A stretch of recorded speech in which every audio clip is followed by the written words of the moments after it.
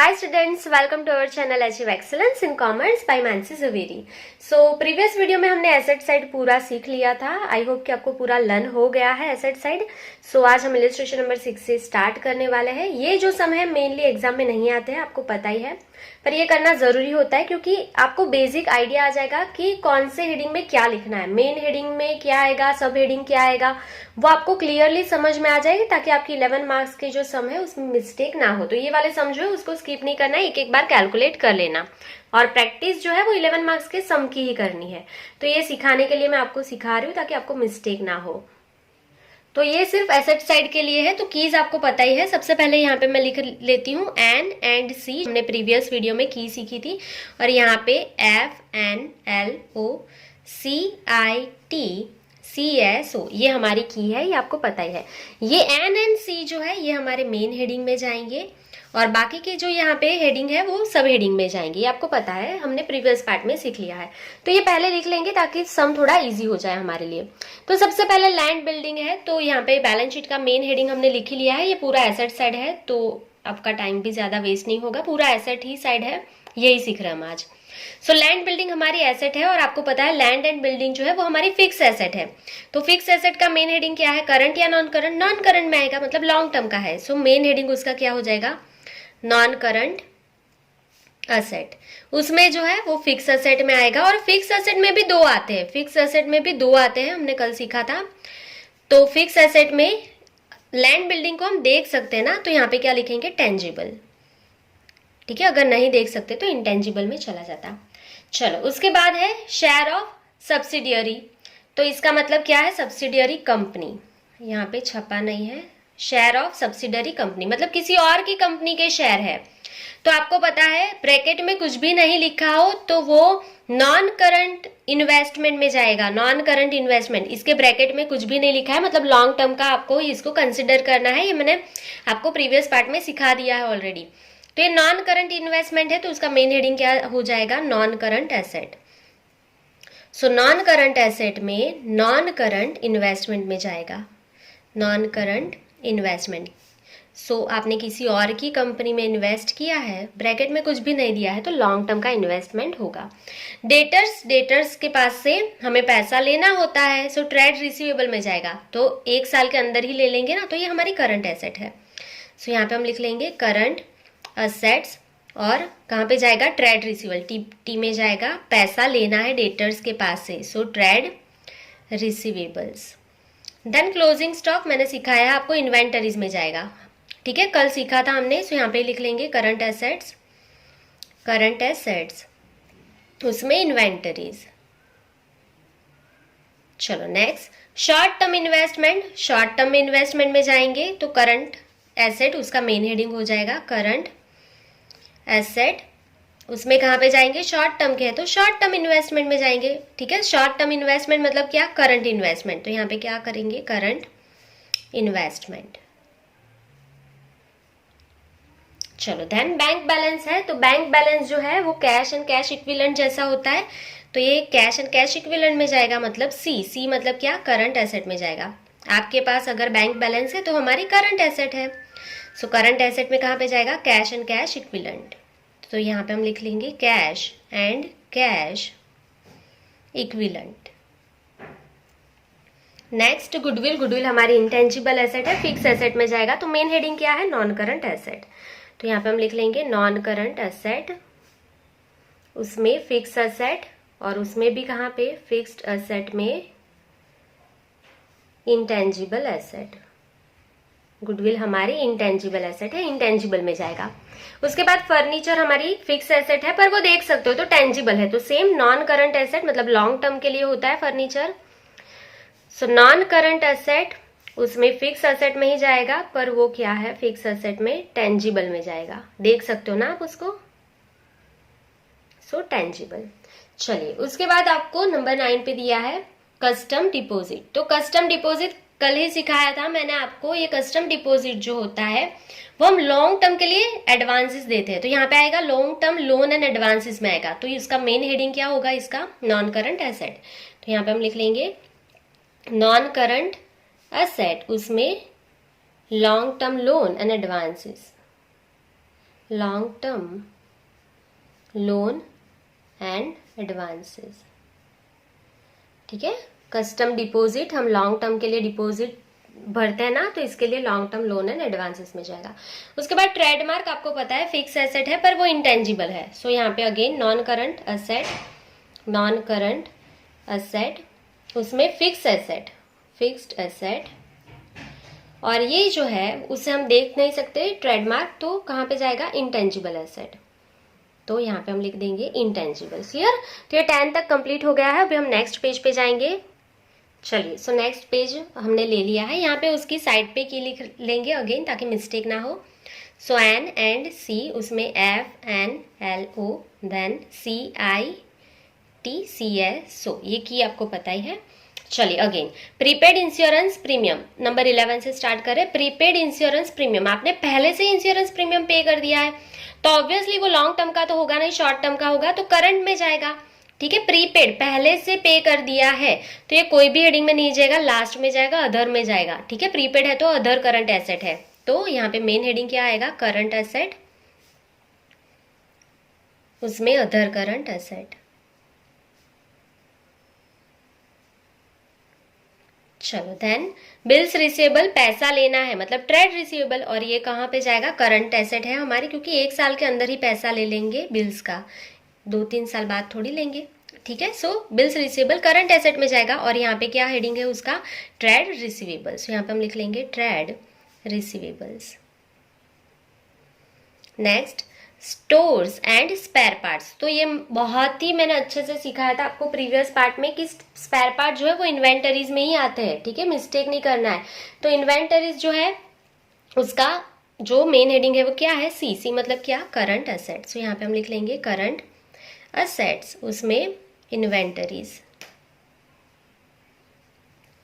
Next, loan to employ, अगर आपने employ को लोन दिया है, देखो ये लोन हमने एम्प्लॉय को दिया है तो हमारे लिए एसेट है पहले तो, इसके ब्रैकेट में कुछ भी नहीं लिखा है, बहुत बार बोलती हूँ अच्छे से ये वाला सम करना, इसके ब्रैकेट में कुछ भी नहीं लिखा है तो इसको लॉन्ग टर्म के लिए कंसिडर करेंगे। ठीक है, अगर आप लॉन्ग टर्म के लिए किसी को लोन देते हो तो long term loan and advances में जाएगा, मतलब उसका मेन हेडिंग क्या होगा, नॉन करंट एसेट। ये आपको खुद से समझना है, नॉन करंट असेट्स, क्लियर, और उसमें long term loan and advances, long term loan and advances. Clear, चलिए next, government securities, maturity date उसकी दी है आपको 30/6/2017। तो यहाँ पे सम का क्वेश्चन मैंने नहीं दिखाया, अगर आप क्वेश्चन अच्छे से देखोगे तो क्वेश्चन की पहली लाइन में लिखा है कि हमें कौन से ईयर का अकाउंट बनाना है, तो यहाँ पे देख लो 31 मार्च 2017 का सम है ये। ठीक है, क्वेश्चन मैंने नहीं दिखाया है, तो अगर आपके पास टेक्स्ट बुक है तो देख लेना, अगर नहीं है तो यहाँ पे मैंने डेट लिखा है। ये जो सम है वो 31 मार्च 2017 का कैलकुलेट करना है।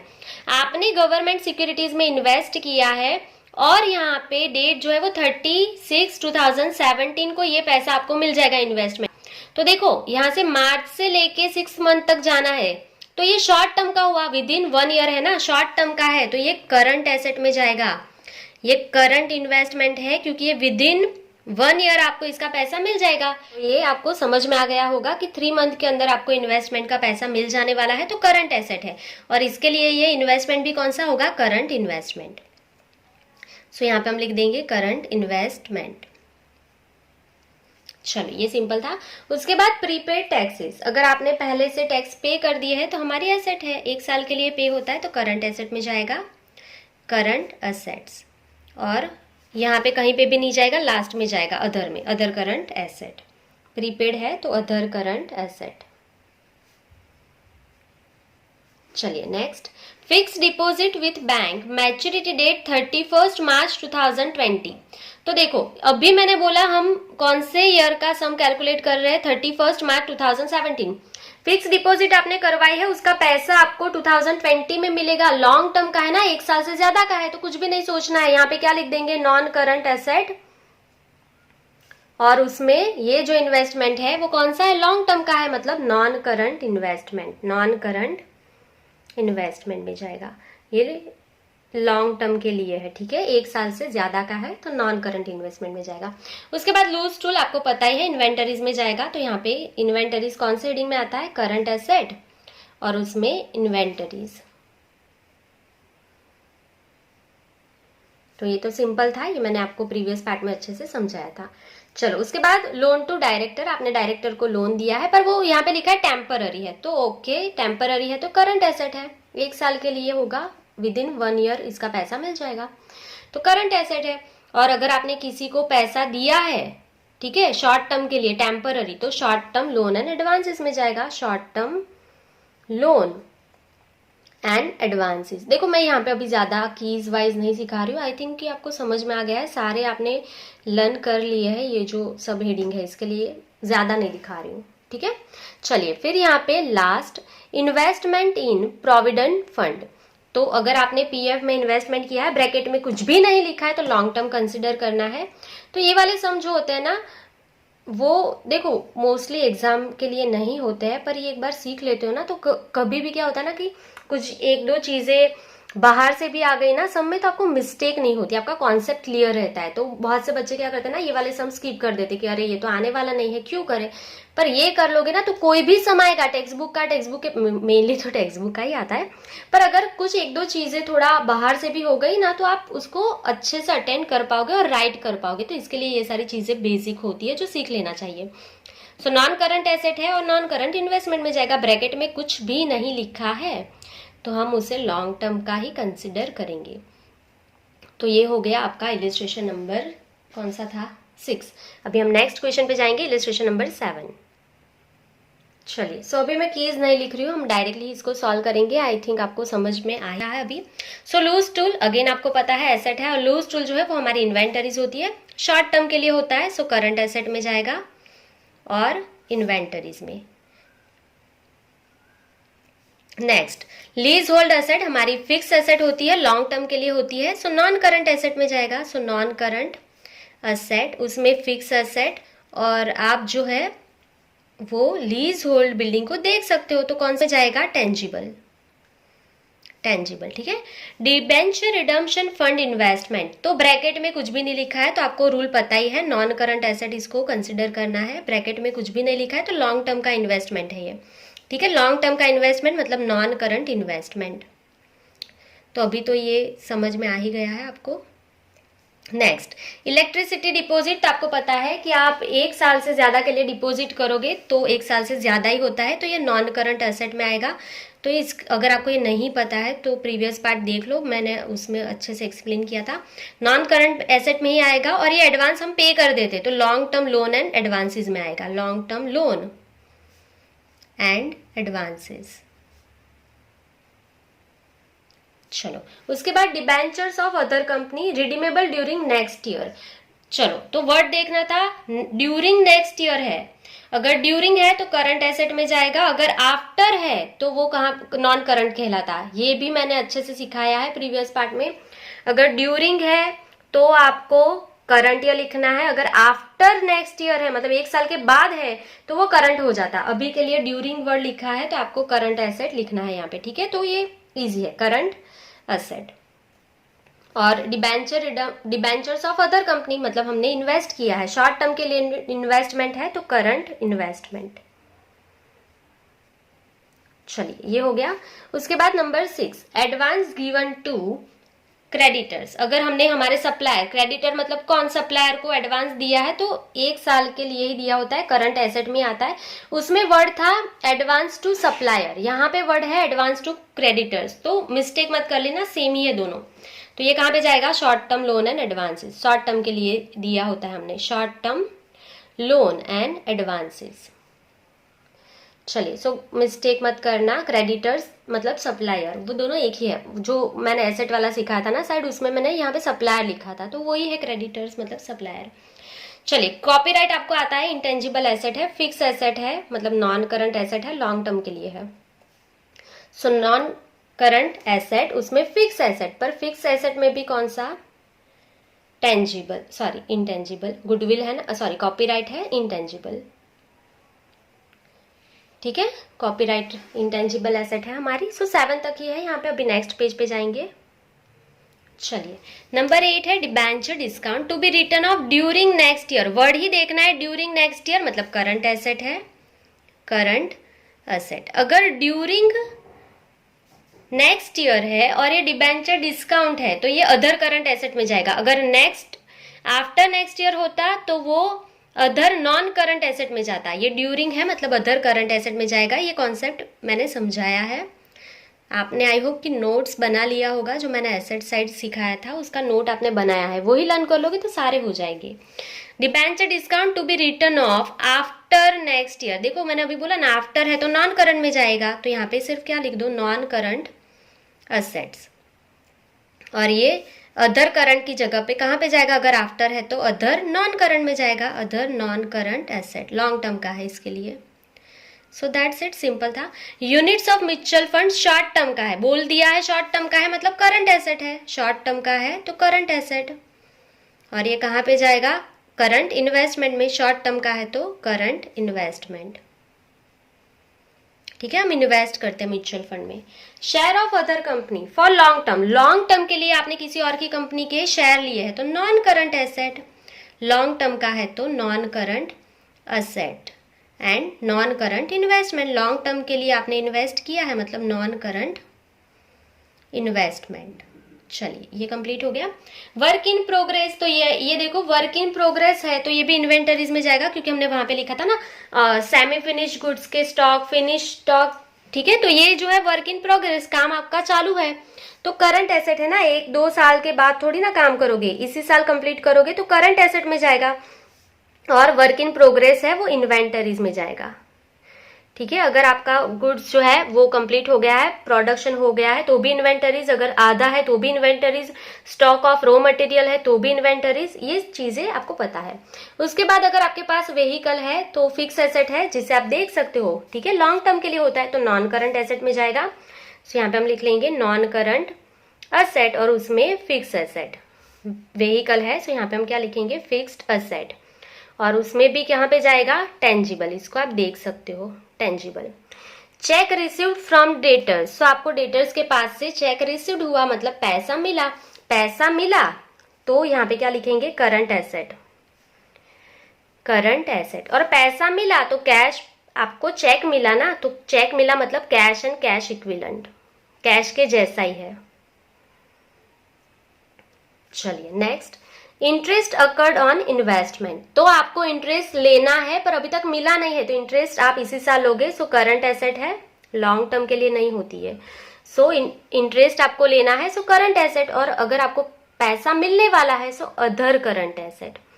ठीक है, ये अदर करंट एसेट में जाएगा।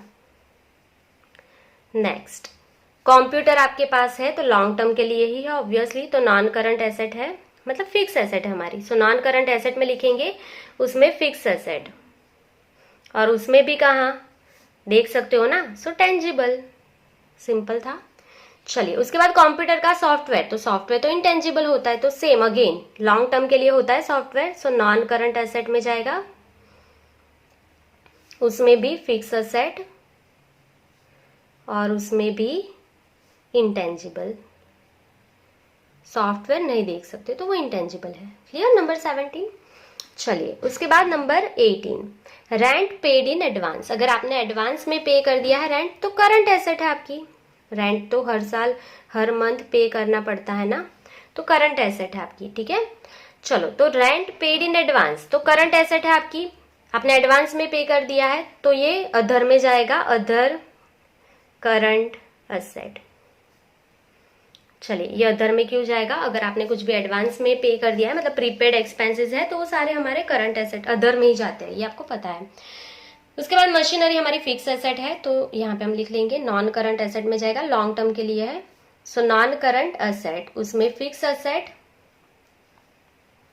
और उसमें मशीनरी को देख सकते हो तो टेंजिबल में जाएगा। ठीक है, टेंजिबल में। उसके बाद जो हमारा लास्ट है number 20, machinery to be sold next year. So machinery है, आप इसे नेक्स्ट ईयर सेल कर देने वाले हो। ठीक है, to be sold next year. So हमारी ये करंट एसेट है क्योंकि हम इसे सेल कर देने वाले हैं, सो ये करंट एसेट हो जाएगी, फिक्स एसेट नहीं रहेगी।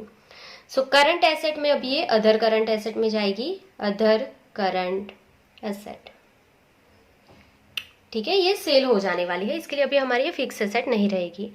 सो दैट्स इट, ये आपका इलस्ट्रेशन नंबर जो था 7 वो कंप्लीट हो गया है। आई होप कि आपको पूरा समझ में आ गया है, इसमें कोई भी डाउट मत रखना। अगर ये समझ में आ गया है तो आपको लॉन्ग सम जो है 11 मार्क्स के बहुत ही जल्दी समझ में आ जाएंगे। सो आज के लिए बस इतना ही। अगर कोई डाउट है तो कमेंट सेक्शन में कमेंट जरूर करना। वीडियो पसंद आए तो लाइक जरूर करना, शेयर जरूर करना। Thank you for watching, keep learning.